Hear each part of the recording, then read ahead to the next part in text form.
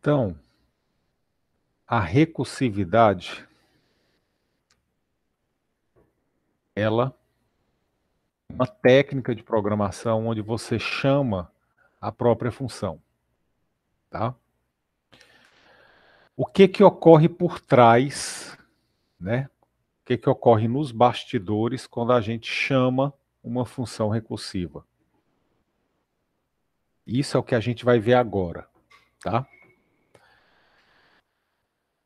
Na chamada da função, pessoal, qualquer chamada de função, o que que acontece?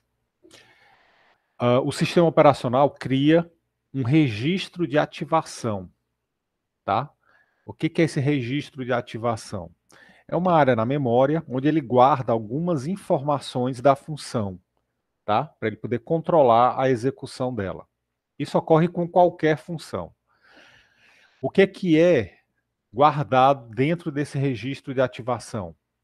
Basicamente, os parâmetros e as variáveis locais, né, da função, e o ponto de retorno da função. Ou seja, qual foi o local no programa que chamou a função. Então, fica guardado para que ele possa voltar o valor, né? Possa voltar a execução lá para aquele ponto e continuar a execução do programa. Quando a função termina a execução dela, o registro de ativação ele é desempilhado, ou seja, ele é desalocado da memória e a execução volta, né, para o seu fluxo normal. O subprograma que chamou a função, ele continua a ser executado.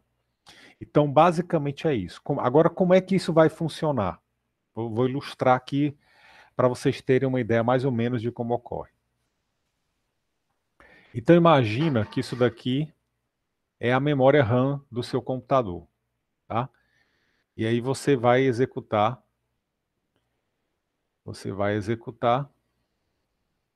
uma chamada de função. Aqui é a sua memória RAM.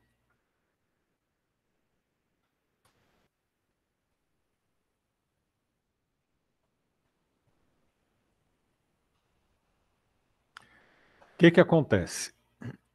A memória RAM, ela tem uma espécie de divisão. Existem duas áreas na memória RAM, tá? Falando assim a grosso modo. Vou passar uma linha aqui para deixar claro essa divisão, embora isso daqui não ocorra fisicamente, é só uma divisão lógica, tá? Então a memória RAM, ela tem duas partes. Uma parte, uma área dela se chama stack e a outra se chama heap. Heap. Pronto. Então o que que acontece aqui? Dependendo do que você está executando, né? Dependendo da sua execução, durante a execução do programa é usada uma área ou a outra, tá? Então, por exemplo, quando você cria variáveis, elas são criadas aqui, dentro dessa área heap, tá? Então, quando você cria objetos, né? Usando lá a programação orientada a objetos, então existe aqui, né, um local específico para criar variáveis e outras coisas na memória. E existe essa área aqui chamada stack, que o nome já está dizendo, stack é pilha em inglês, é uma área usada para empilhar execução de programa. Uma das funções é essa. Então, quando você chama uma função, é criado um registro de ativação. O que que é isso? É uma área na memória, dentro dessa área aqui da stack, é uma área que ele reserva para guardar as informações da função. Tá? Que informações são essas? São aquelas que a gente viu ali, né, no slide. Os parâmetros, as variáveis, né, locais e o ponto de retorno. Então vamos lá. Vamos ver o que que ocorre quando eu chamo a função, por exemplo, função fatorial. Tá? Vamos ver aqui aquela função mais simples, a função fatorial. Vamos entender aqui. Foi essa função que a gente fez, tá? Eu vou usar aqui esse documento, porque tem uma imagem que eu acho interessante, que é essa aqui.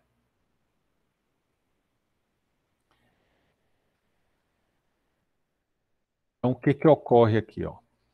Na hora que você chama, por exemplo, fatorial do 4, né? 4 fatorial. O que que ocorre? É isso daqui. Fatorial do 4 é 4 multiplicado pelo fatorial do 6, do 3. E aí, nesse momento, ocorre uma chamada recursiva. E aí ele vai calcular o fatorial do 3. Esse fatorial do 3 é quem? É 3 multiplicado pelo fatorial do 2. Mas quem é o fatorial do 2? É 2 multiplicado pelo fatorial do 1. Quem é o fatorial do 1? 1 multiplicado pelo fatorial do 0. Mas quem é o fatorial do 0? Aí cai na condição de parada, é 1. Nesse momento, eu tenho condição de executar essa operação matemática, 1 vezes 1.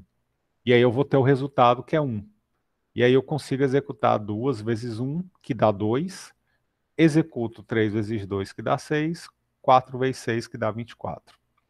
Então, se a gente colocar isso daqui nessa sequência de chamadas, fica melhor para a gente visualizar o que que ocorre, né? Na hora que eu chamo 4 fatorial, ele executa isso. 4 vezes 3 fatorial. E esse 3 fatorial vai ser uma outra chamada de função. E essa chamada de função vai executar 3 vezes 2. 2 fatorial, 3 vezes 2 fatorial. 2 fatorial é 2 vezes 1. 1 fatorial é 1 vezes 0 fatorial. E 0 fatorial igual a 1. Chegou aqui na condição de parada. Nesse momento, ele começa a retornar para as chamadas anteriores. Então, ele retorna 1 para cá, ó. Aí vai dar 1 esse resultado, que volta para cá, esse vai dar 2. Quando volta o 2, 3 fatorial dá 6 e depois vai voltando. Então, basicamente é isso. Então, como é que ocorre na memória, tá? Vamos ver aqui como é que isso aqui vai ocorrer na memória. Então, na primeira chamada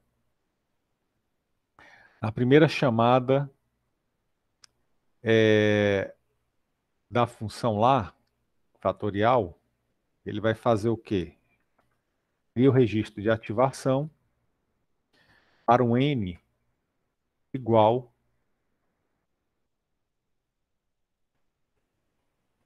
a 4. O que que é o n igual a 4? Né? Significa o quê? Que o fatorial vai ser 4 multiplicado pelo fatorial de 3. Nesse momento, eu tenho uma nova chamada de função. E aí, o que que acontece? É criado um novo registro de ativação para essa nova chamada de função. Só que agora, os valores aqui vão mudar. Quem é n? N agora é igual a 3. A variável n, que é o parâmetro, é igual a 3. E, quando n é igual a 3, o retorno vai ser esse daqui. Ele vai calcular isso. 3 vezes fatorial de 2. Aqui eu tenho mais uma chamada de função. Ele chamou novamente a função. Então, um novo registro de ativação é criado.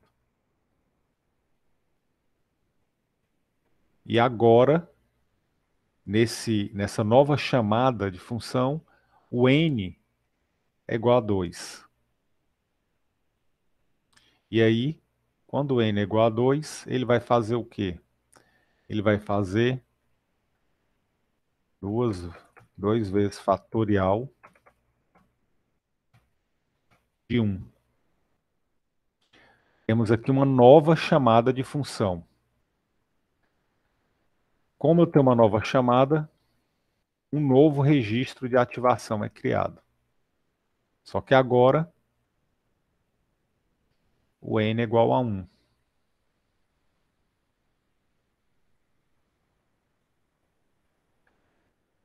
Quando n é igual a 1, o que é que ele vai fazer? Ele vai executar 1 vezes fatorial de 0, seguindo lá aquele documento, né? Seguindo aqui essa chamada. Quando chegar, essa chamada aqui está baseada nessa função, tá? Ó, essa implementação aqui. Quando ele chegar no 0, fatorial do 0, mais um registro de ativação. Agora, o n é igual a 0. Quando n é igual a 0, o que que ocorre? O comando que ele vai executar agora vai ser a condição de parada. E aí, nesse caso, ele vai retornar qual valor? Ele retorna 1. Pronto. Então, ele chegou aqui na condição de parada. O que é que vai acontecer a partir desse momento? Observem que ele foi chamando, foi criando novos registros de ativação. Eu coloquei um em cima do outro para a gente ter uma ideia de empilhamento, tá? Então, quando ele chegar aqui na função fatorial com n igual a 0, ele retorna 1. Mas ele vai retornar 1 para onde? Para cá. Para este ponto bem aqui. Então, esse local é uma das informações que vão ficar guardadas aqui, para ele saber para onde que ele retorna esse número 1. Então, esse número 1 aqui, ele vai ser retornado para cá. Ó. Então, a função aqui vai dar um retorno, ela termina a execução dela com o retorno. Esse registro de ativação é desempilhado. E aí agora eu tenho aqui 1 vezes 1. Aí essa função aqui continua a execução, multiplica 1 vezes 1, e eu tenho o resultado que é 1. E esse 1 vai ser retornado. Retornado para onde? Para onde o fatorial foi chamado. Ou seja, para cá. Fatorial do 1, esse foi o ponto, né, de retorno. Então, na hora que ele retorna 1, esse registro é desalocado, é liberado da memória, e aqui o valor daquela chamada vai ser substituído bem aqui, no ponto do retorno dele. Essa execução agora continua. Observem que essas outras aqui ainda estão paradas. Essas outras execuções, elas estão pendentes, esperando terminar a execução dessas chamadas aqui. Então, essa chamada de fatorial continua, multiplica 2 vezes 1 dá 2 e retorna 2 para onde ela foi chamada. Então, na hora que é dado o retorno, ela finaliza, desaloca e aqui é retornado 2. Agora essa chamada aqui continua a execução, 3 vezes 2 dá 6, e aí essa função retorna 6, lá para a chamada dela. Aí aqui, aquela chamada é substituída pelo 6. Essa chamada agora continua, multiplica 4 por 6, que dá 24, e aí ela retorna o número 24 e finaliza a chamada dela. Pronto. E aí terminou a execução. Ok? Então é dessa maneira que a memória é gerenciada pelo sistema operacional, né? Quem controla tudo isso é o sistema operacional, e aí ele vai fazer uso de uma pilha de execução. Ele empilha, né? O que aconteceu, ó, a gente foi empilhando, foi executando, depois, o que que aconteceu? Ele vai desempilhando à medida que as chamadas terminam. Ok? Bom, consequências. Vamos lá. Quais são as consequências? O que é que você, né? O que é que vocês concluem com relação a isso? que é que vocês concluem a respeito da chamada recursiva de função? Qual é a primeira coisa que vocês observaram aí, que ficou bem evidente? Uma consequência do uso de chamada recursiva. Que ela ocupa muita memória? Exatamente. Exatamente. Então, a chamada recursiva, né, função recursiva, ela ocupa muita memória, justamente porque ela vai empilhando as execuções até chegar na condição de parada. Exatamente. Agora, o que aconteceria, por acaso, se eu tivesse... Opa. Se eu tivesse isso daqui, eu vou chamar a função, e aí ela não consegue chegar na condição de parada. Eu vou chamar a função, ela vai empilhando a execução,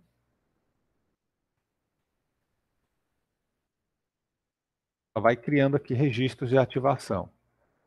Mas imagina que a minha função, ela não tem uma condição de parada, ou então a condição de parada dela está mal elaborada. O que vai acontecer? O que vocês imaginam? Deve ser aquele estouro de memória, aquele Stack Overflow. Né? Exatamente. Então é isso daqui é que é o Stack Overflow, né?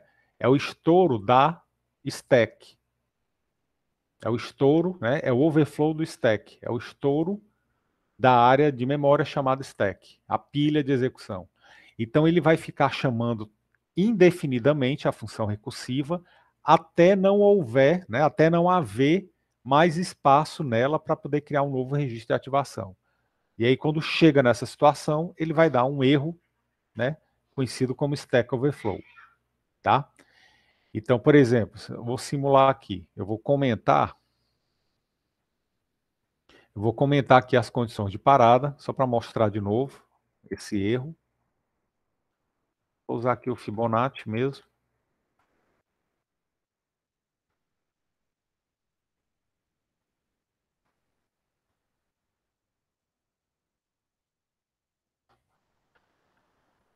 Vou rodar aqui para a gente ver o Stack Overflow acontecendo. A minha função está sem condição de parada. Tem só essas chamadas recursivas aqui. Ok?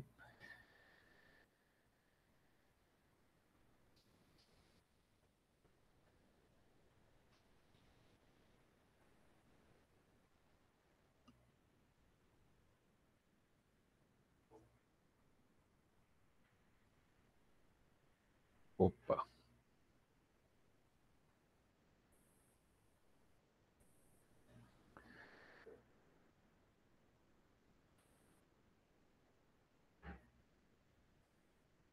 Deixa eu dar uma travada aqui, pessoal. Só um minuto. Pronto. Então, vou botar aqui. Quero 10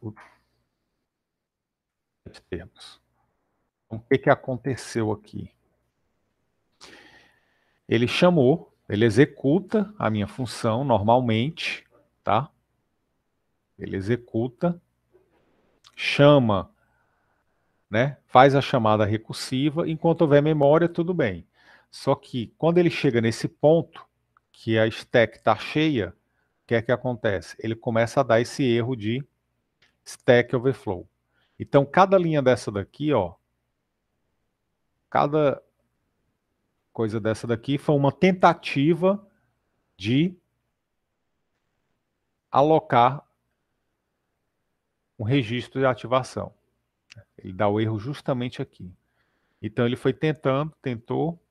Na hora que ele estourou, aí ele dá o erro, né? Ele estourou, ele dá o erro e aborta o programa. Então, se a gente for contar aqui, eu tenho como saber quantas vezes, né? Em qual chamada deu erro, né? Isso dá para ver aqui. 1, 2, 3, 4, 5, 6, 7, 8, 9, 10, 11, 12, 13, 14, 15, 16, 17.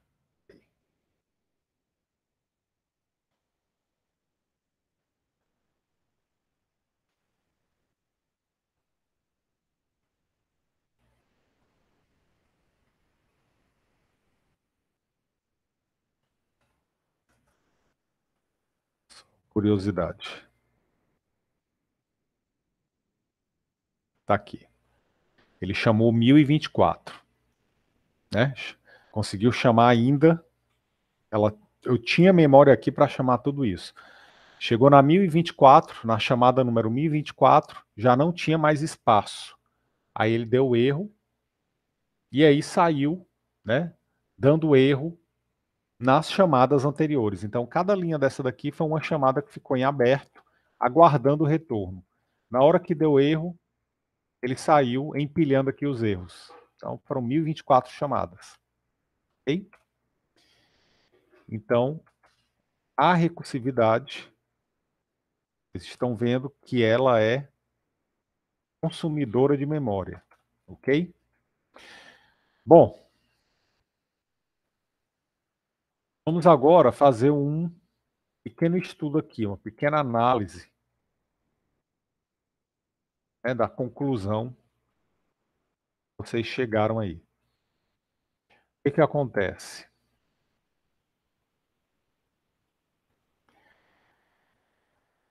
A recursividade, ela nem sempre é a melhor solução, tá certo? Mesmo quando a definição matemática do problema, ela está expressa em termos recursivos, né? Mesmo que o problema esteja definido recursivamente, ela nem sempre é a melhor solução. Às vezes ela é a melhor solução? É.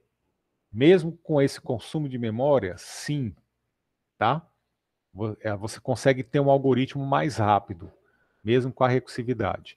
E aí vocês vão estudar, né, isso é um assunto que vai ser trabalhado na próxima disciplina, que vocês aí são da ciência ou da engenharia de computação vão fazer, que é construção e análise de algoritmo, né, também chamada de CANA.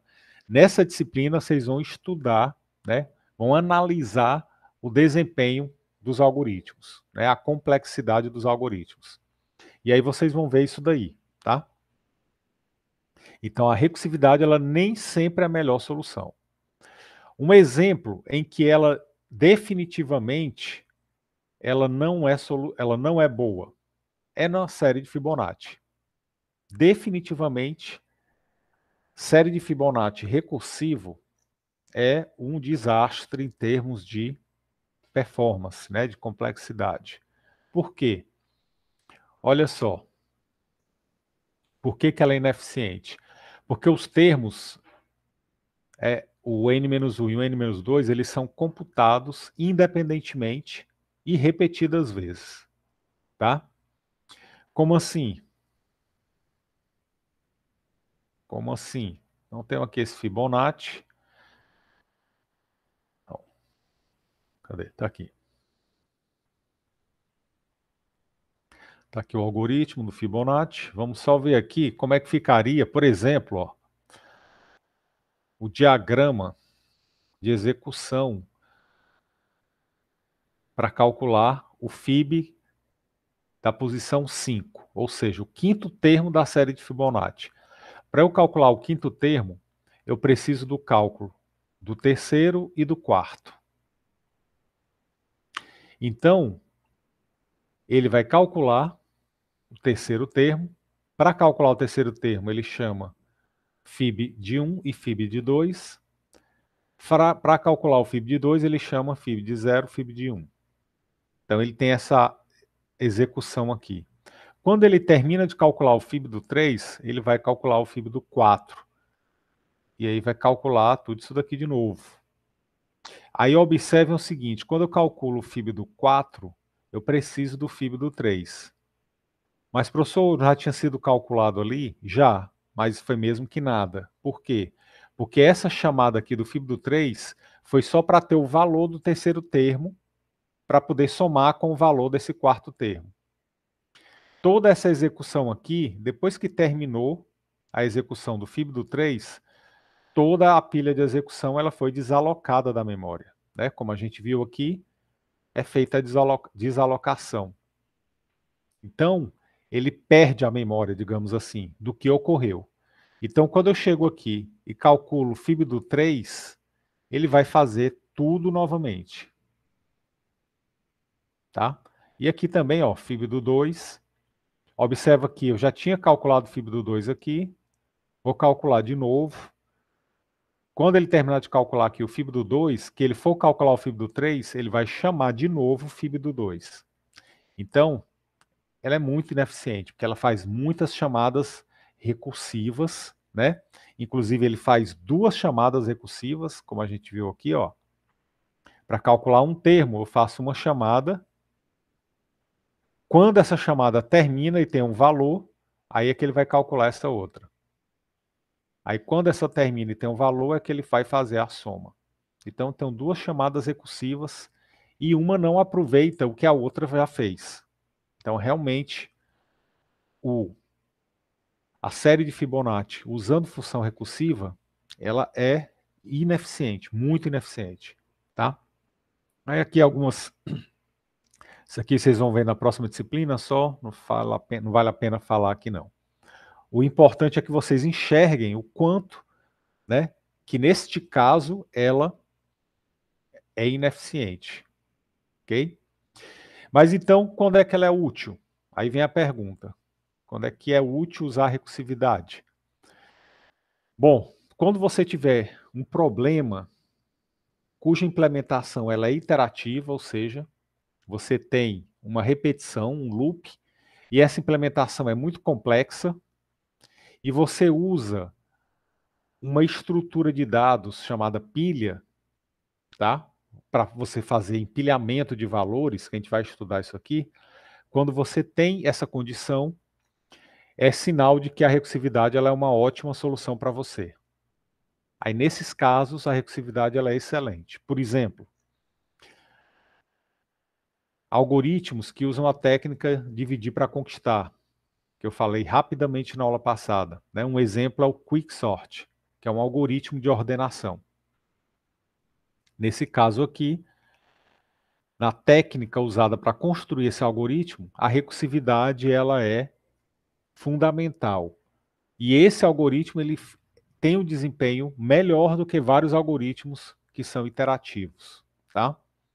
Caminhamento de árvores, né? Fazer o percurso em uma árvore. O que é percorrer uma árvore? É passar por todos os elementos da árvore, né? A árvore é uma estrutura de dados que a gente vai estudar.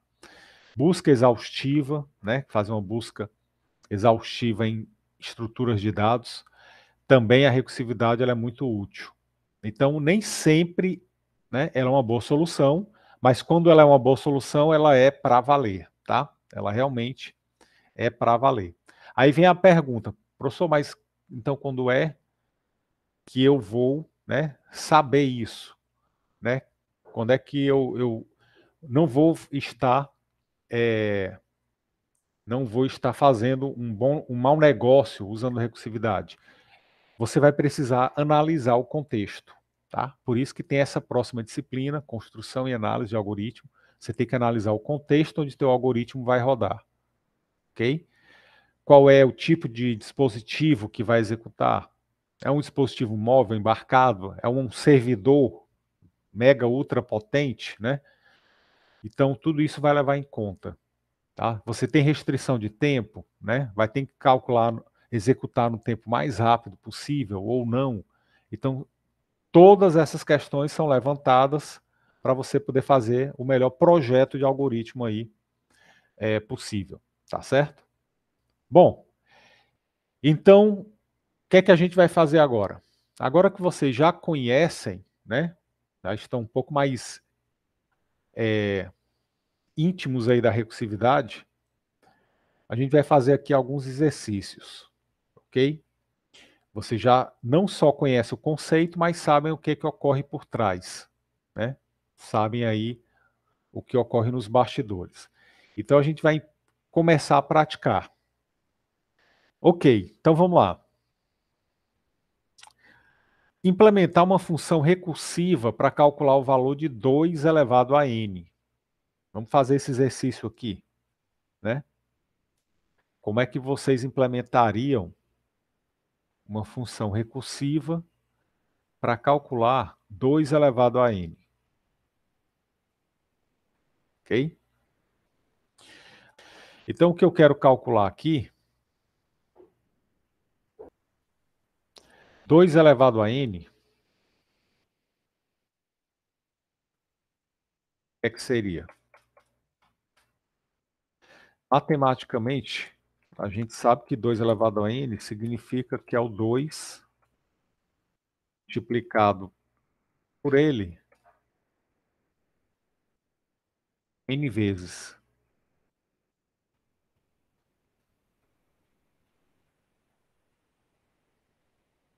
Então, 2 elevado a n seria o 2 multiplicado por ele n vezes. Ok. Então, se eu fosse fazer uma função para implementar isso daqui, eu tenho aqui uma repetição, né? Então, isso aqui seria algo trivial. Vou aproveitar isso aqui, aproveitar esse código aqui para implementar aqui.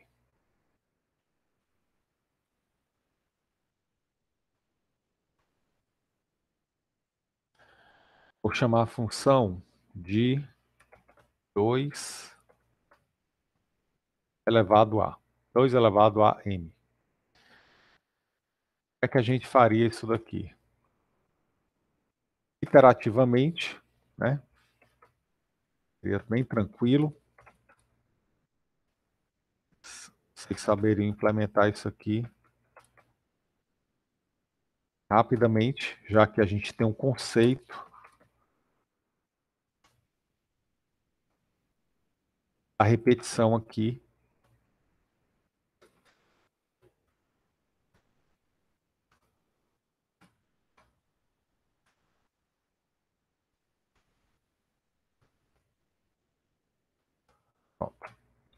Então, o que é que eu tenho? Vou ter aqui uma variável resultado. Eu vou inicializar com 1 e vou ter um loop aqui que vai rodar n vezes e vai fazer o quê? Ela vai multiplicar a variável resultado, né, por 2 e acumula de novo na resultado. Multiplica por 2 e acumula, né, usando aquele fundamento que vocês já conhecem, né, o mesmo fundamento do fatorial. Tá? Então pronto. Então essa função aqui vai fazer o cálculo de 2 elevado a n, 2 elevado, número aqui que eu vou digitar, e ela vai fazer esse cálculo aqui iterativo. Então, 2 elevado a 5, 32, 2 elevado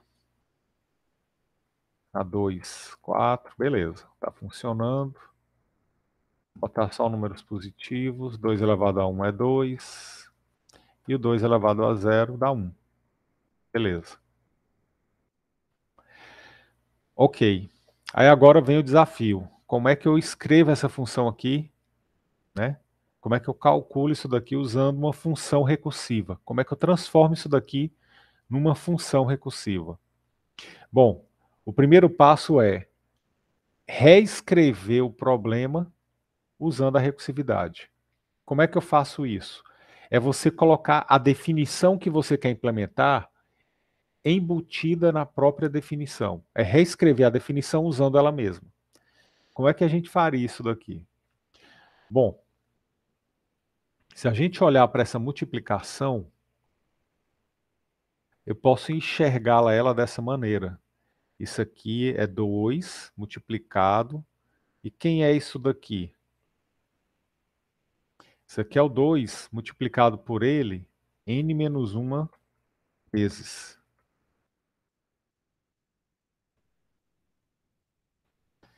Então, a gente pode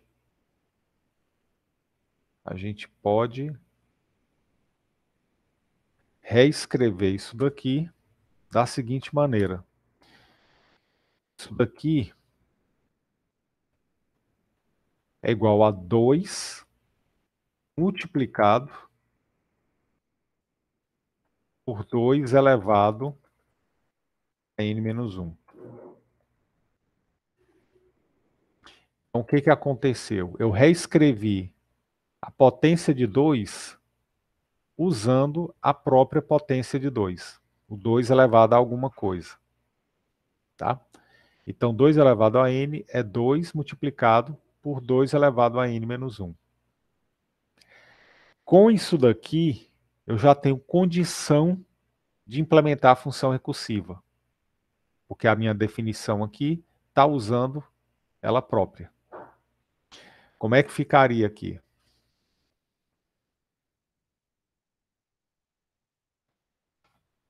Chamada recursiva seria isso. 2 multiplicado por 2 elevado a n menos 1. Pronto. Recursiva.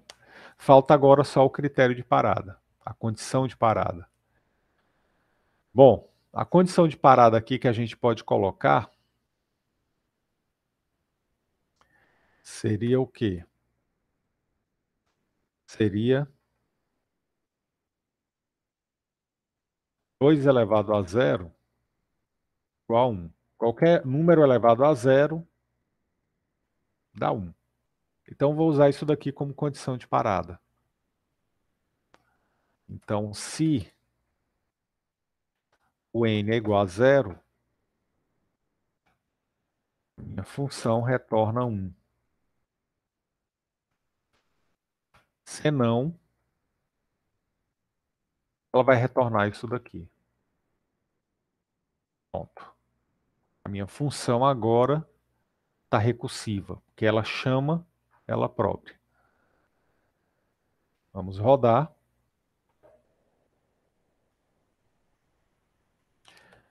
Elevado a 5. 2 elevado a 2. Beleza. 2 elevado a 1. Beleza. E o 2 elevado a 0. Beleza. Que dá 1. Então, a função, né? 2 elevado a n, está implementada agora de maneira recursiva. A gente pode incluir outras condições aqui, né? Eu posso incluir, por exemplo, no caso do número ser negativo, né? Poderia incluir aqui a condição do número ser negativo.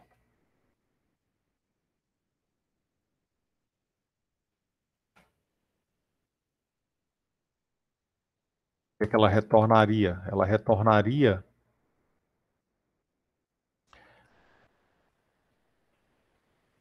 1 dividido por 2 elevado a menos n, né? Por definição, lá na matemática, a gente tem isso daqui, né? Que o número elevado a um número negativo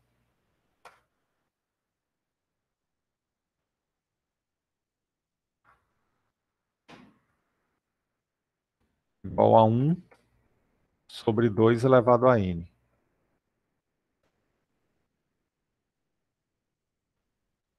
Então, a gente poderia aplicar isso daqui, colocando mais um critério.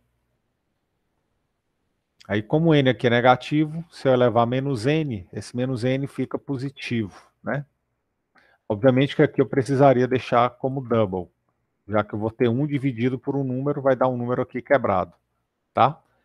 Então, nesse caso aqui, eu teria que ter double. Para poder isso aqui funcionar. Pronto. Então, a função 2 elevado a n está recursiva, ok? Esse outro exercício, eu vou deixar para que vocês façam em casa. Eu pedi para vocês fazerem, só que agora eu vou reforçar. A gente vai precisar desse algoritmo aqui futuramente, num dos exercícios, tá? Então, o que é que eu vou pedir para que vocês façam? Tira um print aí, né? Descubram o que que essa função faz. Então, pega um papel, uma caneta e executa ela, né?